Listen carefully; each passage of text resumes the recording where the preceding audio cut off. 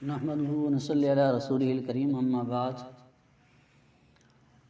الحمدللہ ہمارے پہلے پارے کا خلاصہ ہو چکا، آج ہمارے دوسرے پارے کا خلاصہ ہے۔ اس دوسرے پارے کے ابتداء میں تحویل قبلہ پر گفتگو کی گئی ہے کہ جیسے نبی کریم صلی اللہ علیہ وسلم جب مکہ سے مدینہ آئے تو 17 ماہ تک آپ بیت اللہ کی طرف رخ کر کے نماز پڑھاتے رہے، اور اس کے بعد پھر 17 ماہ کے بعد تحویل قبلہ کا حکم آیا۔ آپ صلی اللہ علیہ وسلم نماز میں تھے، اسی نماز میں ہی آپ نے رخ بدلا، اور پھر یہاں پر یعنی اس تحویل قبلہ کے موقع پر جو اعتراض ہوئے، پھر اللہ رب العزت نے ان کا بھی جواب دیا اس کے شروع میں کہ مشرق و مغرب اللہ کی ہے، جس طرف وہ چاہے حکم دے دے۔ اس میں یہ ضروری نہیں ہے کہ پہلے اس طرف پڑھی ہیں تو یہ پتہ نہیں نمازیں ہوئی ہیں، اب اس طرف پڑھ رہے ہیں تو یہ نمازیں ہوئی ہیں یا نہیں ہوئی، بس سب اللہ کا ہے۔ اور یہ حکم، اس حکم سے فرما بردار اور نافرمان واضح ہو گئے۔ فرما بردار جو تھے انہوں نے اسی ہی بات پر لبیک کہتے ہوئے بغیر کسی جھجک کے، بغیر کسی اعتراض کے آپ صلی اللہ علیہ وسلم کے ساتھ انہوں نے اپنا رخ بیت اللہ کی طرف تبدیل کر لیا، اور نافرمان اور یہ جو منافق تھے وہ پھر اعتراضات پر اتر آئے کہ یہودی اور اس طرح کے دیگر یعنی جو اسلام کے دشمن تھے وہ اعتراضات پر اعتراضات کرتے آ رہے تھے کہ اب دیکھیے ان کا تو قبلہ ایک نہیں ٹھہر رہا وغیرہ۔ اس کے بعد پھر اللہ کے ذکر اور شکر کو عادت بنانے کے متعلق بتلایا گیا کہ اللہ کے ذکر اور شکر کو اپنی عادت بنا لیں۔ نماز و صبر سے مدد طلب کرنے کے متعلق استعینوا بالصبر والصلاۃ، یہ بات کی گئی، اور پھر یہ بھی بتلایا گیا کہ جو قربانی دینے والے ہوتے ہیں ان کی قربانی کبھی رائے گاہ نہیں ہوتی۔ مثلاً پھر آگے یہی بتلایا گیا کہ جس نے اپنی جان کی قربانی دے دی تو اسے مردہ نہ کہا جائے، وہ اللہ کے ہاں زندہ ہے۔ اور پھر وہ شہید پر کیا گفتگو ہوتی ہے، وہ ایک کیسے وہ زندہ ہے، اس کی حیات کیسی ہے، یہ ایک مکمل موضوع ہے، اس پر پھر کبھی انشاءاللہ۔ پھر قدرت الہیہ کا تذکرہ ہوا کہ آسمان و زمین اور اس طرح اختلاف اللیل والنہار یعنی دن رات کا تبدیل ہونا، ہواؤں کا چلنا، یہ تمام اللہ کی قدرت، اور ان قدرت کے اندر غور خوض کرنے کی دعوت دی گئی۔ اور آگے یہ ضابطہ بتلایا گیا کہ قرآن کریم کی تقلید کرنا لازم ہے، اس کے مقابلے میں اپنے آباء و اجداد کی اندھی تقلید کرنا یہ قابل مذمت ہے۔ جو قرآن کو چھوڑ کر اپنے آباء و اجداد کی تقلید میں لگ جاتا ہے تو فرمایا ایسے لوگوں کو قرآن نے اندھا اور بہرا قرار دیا، اندھا اور بہرا کہا، اور ان کو جانوروں کی مانند قرار دیا۔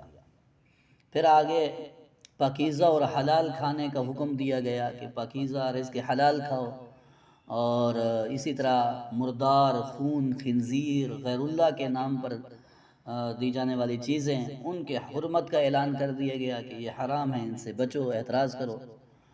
اور اس کے بعد پھر روزے کے احکام اور حکمتوں کو بیان کیا گیا، لعلکم تتقون، تاکہ تم متقی بن جاؤ، یعنی روزے کی فرضیت بتلائی گئی، اور پھر یہ بھی بتلایا، اس کی حکمت بھی بتلائی گئی تاکہ تم متقی بن جاؤ۔ یعنی اس کے اندر، روزے کے اندر وہی جیسے کہ متقی تقوی دار بنانے کے لیے جو چیزیں ضروری ہوتی ہیں، قلت طعام، قلت کلام، قلت منام، اور قلت اختلاط مع الانام، کہ کم کھانا، کم بولنا، کم نیند کرنا، اور لوگوں کے ساتھ اختلاط کم کر لینا، یہ تقوی کی یعنی جو تصوف کے اندر جو چیزیں ہوتی ہیں، جو تقوی دار بنانے کے لیے جو ایک مجاہدات کیے جاتے ہیں روزوں کے اندر، وہ تمام روزے اور اسی طرح تراویح رمضان المبارک میں انسان کو وہ تمام نصیب ہو جاتے ہیں۔ تو یہ گویا کہ رمضان المبارک ایک مسلمان کی خانقاہ ہے، تو وہ اس میں اپنے آپ کو متقی بنانے کے لیے اپنے آپ کو پیش کر سکتا ہے، اور اس متعلق استفادہ کر سکتا ہے۔ اور پھر فدیے کے متعلق بھی آیا کہ روزہ نہیں جو رکھ سکتا وہ بعد میں یعنی وہ فدیہ دے دے وغیرہ۔ پھر آگے قمری مہینوں میں چاند کے گھٹنے اور بڑھنے کی حکمت بیان کی گئی کہ یہ تمہارے لیے یعنی عدد و حساب کے لیے ہے، اس میں یہ حکمت ہے کہ اس کے ذریعے سے تم اپنی گنتی مکمل کر سکتے ہو، سال شمار کر سکتے ہو۔ پھر آگے یہ حکم دیا گیا کہ شیطان کی تقلید چھوڑ کر پورے اسلام میں داخل ہو جاؤ. ایسا نہ ہو کہ کچھ تم اسلام میں ہو، کچھ چیزیں اسلام کی مانی ہوئی ہوں اور کچھ ابھی تک وہی کافرانہ جاری رکھی ہوئی ہوں. ایسا نہ ہو، اسلام میں مکمل داخل ہو جاؤ. اس کے بعد اسی بارے میں خواتین کے مسائل کو بھی اجاگر کیا گیا، ان کے متعلق بھی احکام بتلائے گئے، مثلا حالت حیض میں عورت کے قریب نہ جانا وغیرہ، اس طرح کے احکام اس میں ذکر کیے گئے. اور پھر جھوٹی قسم سے بچنے کی ترغیب دی گئی کہ جھوٹی قسم نہ اٹھائی جائے. طلاق و عدت کا حکم بیان کیا گیا کہ طلاق کا کیا حکم ہے، اور رکھنا چاہتے ہو تو رجوع کر سکتے ہو، نہیں کر سکتے، اس متعلق بھی بتلایا گیا. اور پھر آگے ایام عدت کے ایام میں، یعنی کوئی عورت دوسرے کی عدت میں چل رہی ہو تو اس کو پیغام نکاح بھیجنا، اس کی ممانعت کی گئی کہ اس کو پیغام نہ بھیجے جائیں بلکہ جب تک کہ وہ فارغ نہ ہو جائے. البتہ یہ ہے کہ اشارتاً بات کی جا سکتی ہے. پھر آگے جہاد کی ترغیب دینے کے لیے قوم کا تذکرہ کیا گیا جس کا حاکم جو تھا، مسلمان حاکم طالوت تھے، اور کافر جو دوسری قوم تھی جو کافر تھی، اس کے حکمران جو تھے وہ جالوت نامی آدمی تھا. اور پھر ان کے درمیان مقابلہ ہوا. یہ حضرت طالوت کے لشکر میں حضرت داؤد علیہ السلام بھی تھے.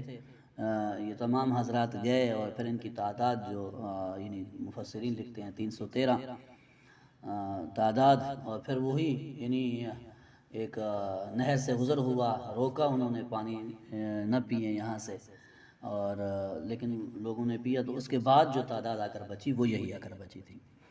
لیکن پھر مقابلہ ہوا تو ان کافروں کو شکست، اور جو اس وقت کے مسلمان تھے یعنی اہل حق تھے انہیں فتح نصیب ہوئی.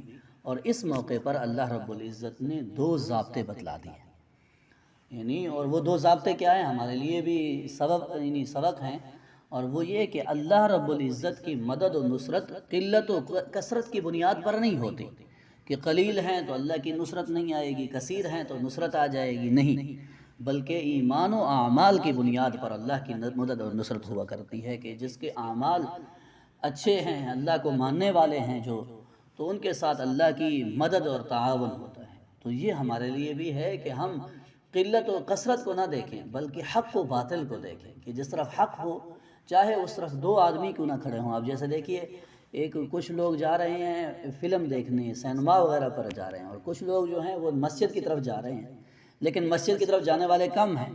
تو اب قلت و کثرت کے اعتبار سے کوئی فیصلہ کرے گا تو یہی کہے گا کہ وہ لوگ ٹھیک ہیں اور یہ غلط ہیں. نہیں، قلت و کثرت اصل نہیں ہوتی بلکہ حق و باطل کو دیکھا جاتا ہے، صحیح و غلط کو دیکھا جاتا ہے. جو اچھے لوگ ہوں ان کے ساتھ رفاقت رکھنی چاہیے، چاہے وہ قلیل ہی کیوں نہ ہو، اسی میں اللہ کی مدد و نصرت ہوتی ہے. اور پھر جو دوسرا ضابطہ بتلایا اس پارے کے آخر میں وہ یہ ہے کہ ظلم جب اپنی انتہا کو پہنچتا ہے تو اللہ اسے اپنے کچھ خاص بندوں کے ذریعے سے ختم کر دیتا ہے، اس کی وہ انتہا ہوتی ہے. پھر تو یہاں پر بھی یہی ہوا، جب جالوت کا ظلم حد سے بڑھا تو اللہ رب العزت نے اپنے خاص بندوں کے ذریعے سے اسے نیست و نابود کر دیا. آج ہمارے لیے بھی یہی سبق ہے. اللہ ہمیں ظالمانہ زندگی سے بچائے، ہماری حفاظت فرمائے اور ہمیں حق سچ دین پر عمل کرنے کی توفیق عطا فرمائے. ہمارے